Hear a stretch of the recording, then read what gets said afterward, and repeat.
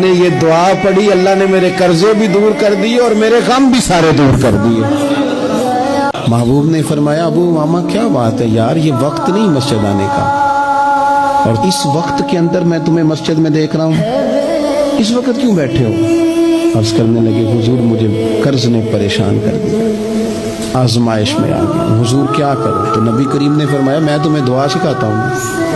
حضور نے دعا سکھائی، کہاں پڑھو اللہم انی اعوذ بک من الہم والحزن واعوذ بک من العجز والکسل واعوذ بک من الجبن والبخل واعوذ بک من غلبۃ الدین وقہر الرجال۔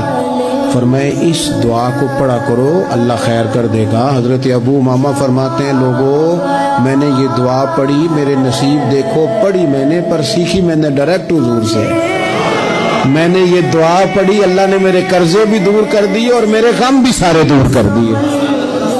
ہمارے تو وظیفے میں اعلیٰ حضرت نے اس دعا کو شامل کر دیا، فرمایا اسے پڑھو، صبح بھی پڑھو، شام بھی پڑھو، غم بھی دور ہوں گے، قرضے بھی دور ہوں گے۔